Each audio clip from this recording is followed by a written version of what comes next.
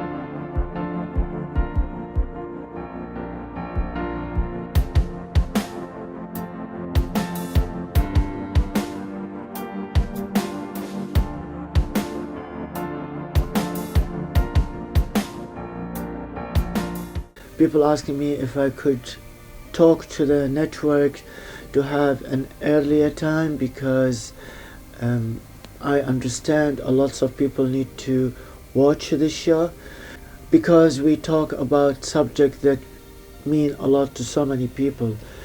I do receive a lot, actually, emails from parents who have children that they are transitioning. So I always said, or I always get my daughter is transitioning, or my son is transitioning, or my grandchildren is transitioning, and I wish they could watch your show, and because of your show I have all this comfort, and I understand, and I really believe totally, if we need people to understand and respect and be open to transgender people, they need to watch this show, and this show need to come earlier in time where everyone could basically watch it, understand it, and get the goodness of what we talk about.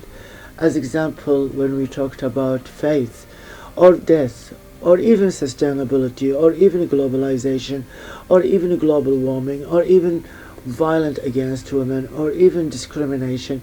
All these subjects should not be left late at night for people to watch it. It should be gone as early as possible so many people could watch it.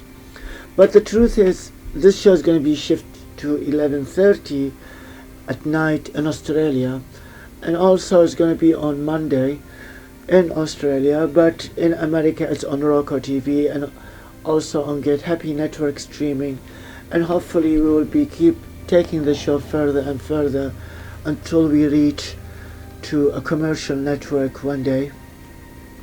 And that's what my dream is, to be on a well-known commercial network in a prime time, to reach as much as possible a human being, try to make different, and to try to make it as a platform for good.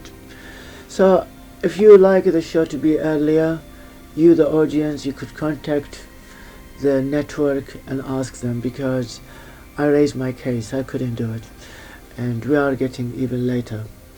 But thank you for asking. As for the parent who basically telling me that I could be, or I am, the angel that will help and support their children that going through transitioning, the show's available on YouTube and also available on Roku. Also it's available on my website, masherietv.com, and you could find all the seasons. So if you think this episode is good for your children to watch, you're most welcome to watch it on my website or on YouTube. If the timing here is late, that's all what I could do now, and I will need your help to shift it earlier. So I covered that. I thought would be great thing to bring tonight more life experiences that came to me, to help you to realize maybe you have similar experiences that you used or you passed by or you came to you, and makes you believe, to get your attention that you're not alone and that there's always someone out there, will be listening and will help you, and if you have a hard time, will take you out of the hard time. Before I start telling stories about more angels and more miracles that happened, and I want you to be sure that it is 100% happening, that's why I want to share it with you, because it will make you think and it will make you believe. I wanted to pray, and I would like to say rest in peace to all people that dying in war, not only in Ukraine but all around the world, innocent people that losing their life for no reason and not guilt of them that they've done, and also to all these innocent people that getting shot in America every time, especially the last time was children. And also the world is coming towards so many messages of hate. There is anti-Jew movements happening very strong in America and Europe. There is anti-transgender, there is anti-gay, there is we all went through the race and the colors with black movement. So there's so many conflict and there's so many hates going on, and all what we need to hold each other's hand and pray for peace and pray for love. And I keep saying every day in my show, and every time, not every day, every night, day, depend when you watch it, it's the invitation for kindness and understanding or respect and compassion. And I always say we need love and we need to help each other. I would like to share with you a story of faith. One of the stories I wanted to share with you, which I didn't have time last week, is when I created my movie Innocently Guilty. Innocently Guilty, which I think lots of you have seen it. It's a movie I created after the September the 11th. Man, that's been quite a long time. I created this movie, I think 2005 or 2005, 2006. And the reason I created this movie because there was this anti-Middle East movement that happened and swiped the whole world after September the 11th. I was traveling, and obviously at that time I was holding an Iraqi passport, and having an Iraqi passport is like having the Jew star or the pink rectangle on your chest, or I don't know what they put about the disabled people in Hitler's time. Probably they were just disabled. But you know, having the Iraqi passport was the big sign to be discriminated and treated really bad and accused to be evil wherever you went around the world. I wrote this film that based about discrimination and about how we judge people by the color of their skin. Funny, I just realized this movie is perfect for Black Lives Matter. The first movie that Hollywood made was, I can't remember the name of it, was the first black and white ever been made in a silent film, and was about discrimination, and they show well, I can't say a word because I will be the native Indian American. That's the right way, thanks God, because you can't say any word now without getting in trouble. So they show the native Indian American as criminals, rapists, killers, murderers, and that was the first film that Hollywood created. And for a long time we grow up, especially in my generation as a child, when I used to see native Indian American with all the cowboys, there's always there are horror, you know, they were all killing people. And then that turned suddenly, after that Hollywood turned to the Russian, and then suddenly after September the 11th it becomes Middle Eastern look. So anyone looks like Middle East, has a brown eyes, have a dark eyebrows, dark hair, is a terrorist and is a criminal. So that was the concept of the movie I made. And I also pushed it together to how they used the images of Jesus. So I made a dark Jesus and a white Jesus. One day I will be repeating this movie because this movie won lots of prizes. So one of the things is I wanted, obviously my all budget for this film was $1,000. That include costume, props, location, pizzas, water, drinks, props, everything. So, and this $1,000, I mentioned I was broke as a young artist, was a big money for me. So the way I used to go out, I was good with people, so I managed to get a fashion designer to donate the dress for the actress, and you know, I used Op Shop for other costumes, and then for location I begged people and I talked to them nicely, and I said if I could give you thanks in the end of the credit, and I think they all felt my passion and they allowed me to shoot in their location. So I got quite good venues to shoot this film. But when one of them was, we wanted a church, and there was a church called Madame Lash in Sydney. I'm not sure if it's still there, or the Kirk, that's another name. It was a church that been changed to a nightclub, and they used to do lots of BDSM and leather parties. I never been, but someone told me that's a very beautiful location, and it is church because, as you understand, I have a white Jesus and I have a black Jesus, and I have a Jesus who come from a statue to become back to life. So all these thing you can't really shoot in a church because you will get kicked out in no time. So I have to hire this church. But this church, I think they said to me, it was expensive and I couldn't afford it, so I have a lot of meeting and letters, and then I met the person and they said, okay, if you're going to give us advertisement, you could shoot for free. So I was happy, and I spent all my money on making the cross. There's a big cross in this film, and I wanted wood and things to be creating the cross, and plus all the other props. So while I was organizing everything and I was coming home, I received this call, and they wanted $350 for the church to allow me to shoot tomorrow.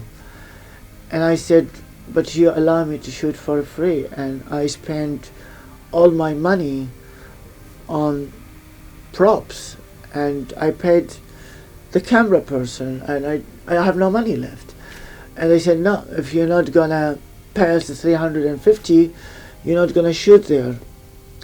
And they hang the phone, and at that time my world collapsed. And when you're in this age, when you're just passionate about everything and young, and I wish I have those feelings again, maybe. But this was everything for me, and it's just been taken away from me. And also I organized the actors and the cameras and the lighting and everything else, and now I have to call them and tell them everything cancelled because it's $350. It's not a big money for anybody, but at that time to me was a big money. So I couldn't go back home. I felt really upset and sad, so I didn't want to talk to my partner. I did have a boyfriend at that time, and that's the same boyfriend I talked about, I think, in episode number 1 of season number 6. That's the man that used to beat the crap out of me and lock me in the house with no food for 3 days. And he was extremely abusive, and I was scared of him. So I was stuck in this, and I thought, I don't want to go home, and I'm upset, and then he's gonna see me, and then I probably will get bashed. So I walked to a bar, and I ordered a drink of beer, and I was really sad. I was really sad. And then next to me there was this old gentleman, and he saw me, and I think my face told my story, and he said to me, are you okay?